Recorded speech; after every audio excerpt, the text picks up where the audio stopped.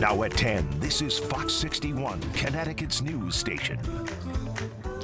And thanks for joining us for the Fox 61 News at 10. I'm Brent Harden. And I'm Sarah Sanchez. Horrific news coming out of Hartford tonight. A woman and a 4-month-old child are dead in a shooting this afternoon on New Britain Avenue. Now, Fox 61's Kayla Cade joins us live now from Hartford Police Headquarters with what police are saying tonight and some concerns from the neighbors. Kayla.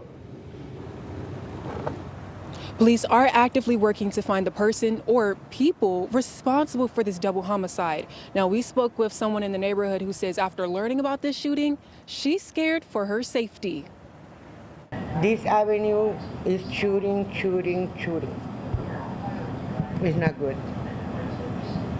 Shock and heartbreak after a 20-year-old woman and what police believes to be her 4-month-old baby boy were killed in broad daylight. It's a little baby.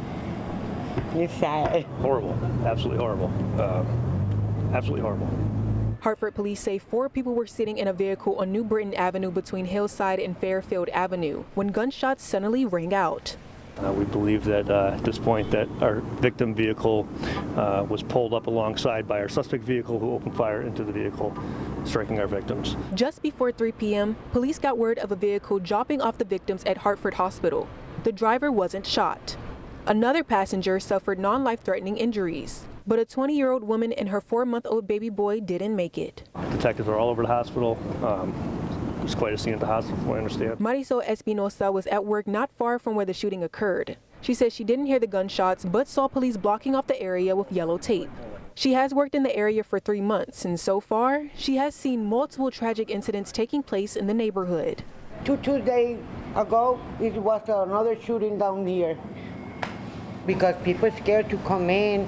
You don't know if somebody gets shot, try to run to over here. Espinosa also lives in the area and says she wants to leave because she doesn't feel safe.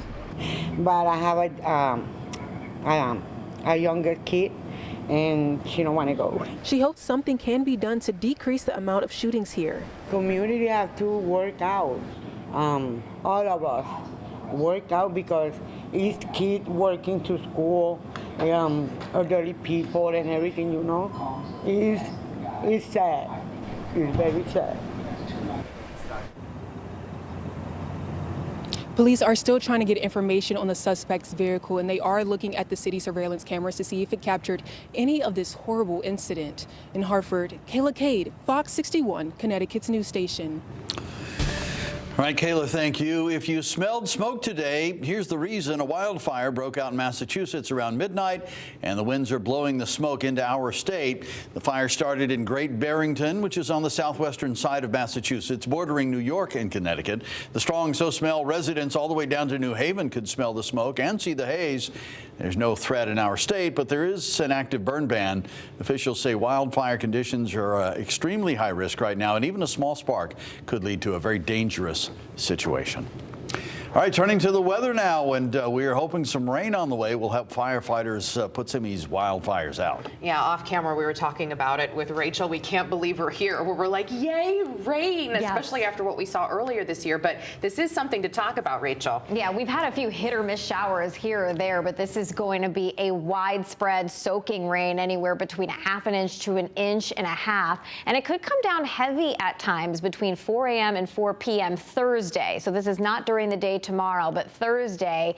And while we're not anticipating any flooding, clearly rivers and streams are incredibly low and will be able to accept any rain that ends up falling. You will need to grab the rain gear for the first time in a while. And roads could be a little bit slippery. And the reason why is because there's a lot of leaves out there that have been blowing around, especially with the lack of recent rain. And wet leaves can be very slippery. Also, there are oils in the roads that can come up that haven't in a while without getting a nice soaking rain too. Showers will continue off and on into Friday, but again, the heaviest will be over with after about 4 p.m. Thursday afternoon. It looks like we have some showers that are heading this way right now, but these will end up missing us, falling just short. to the south and west. And our storm hasn't fully developed just yet. Right now, we're looking at temperatures in the 40s to around 50 degrees for most of the state. Overnight lows will fall back into the 30s to right around 40 by daybreak tomorrow. Tomorrow, we're looking at partly cloudy skies, comfortable temperatures about 10 degrees above average, with highs in the upper 50s to low 60s, and a dry evening before that rain develops before daybreak on Thursday. We'll talk more about the timing of that and how the rain may end as a few wet snowflakes for parts of the hills. Your full forecast coming up. Thank you, Rachel. A family seeking justice for more than 3 years finally got some of it today when Jessica Edwards' killer learned his fate. It was an emotional day in court as the family of the South Windsor mother candidly shared how her killing has haunted their lives. Fox 61's Matt Karen brings us inside the halls of justice. It's a very emotional day inside the courtroom as about half a dozen members of Jessica Edwards' family spoke about the impact that her killing has had on their lives and the life of her young son, Jaden. 30-year-old Jessica Edwards had her whole life in front of her until on May 10th of 2021, it was cut short. Edwards, who just months before her killing gave birth to Jaden, was killed by her husband, 26-year-old Taj Hutchinson, following a domestic dispute on Mother's Day that escalated into homicide. According to Hutchinson's arrest warrant, he admitted he knelt on Jessica's neck and back until she stopped moving.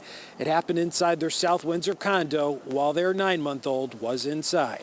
Hutchinson loaded Jessica's body in his SUV and dumped it in Lanier Park in East Hartford near the entrance to the Hockanum River.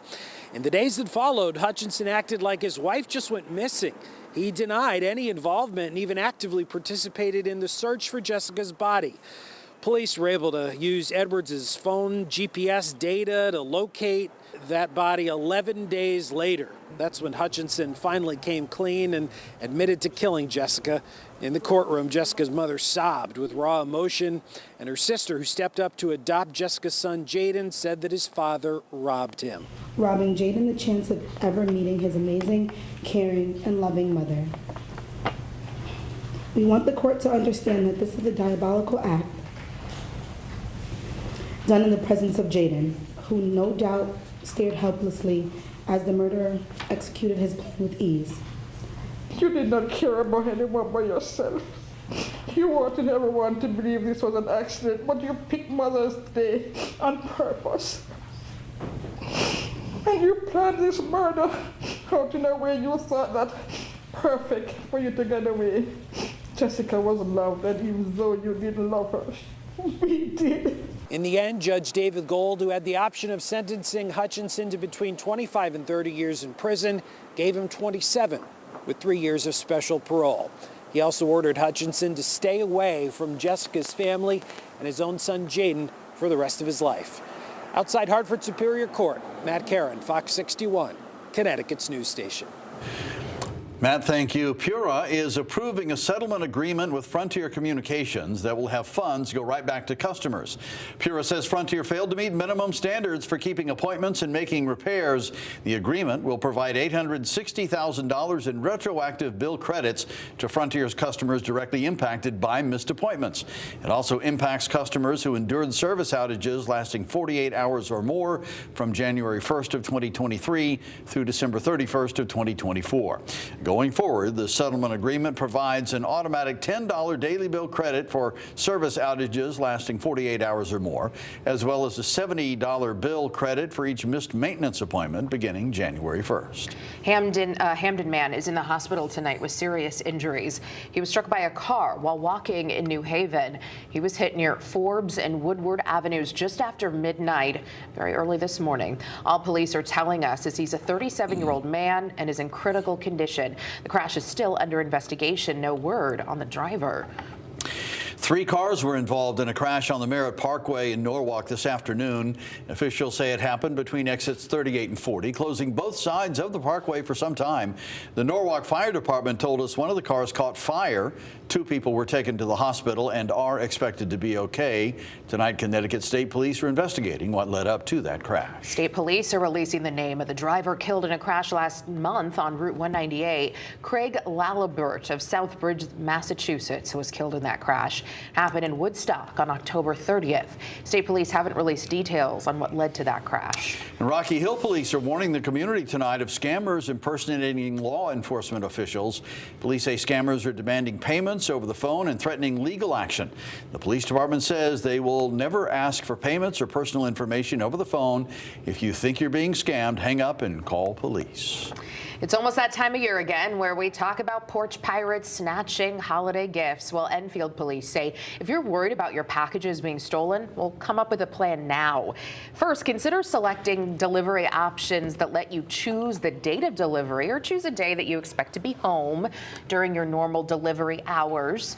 Or you can leave delivery instructions for the driver or ask a trusted neighbor to secure your deliveries until you get home. If you must have items delivered to a location that's visible from the road, consider installing cameras.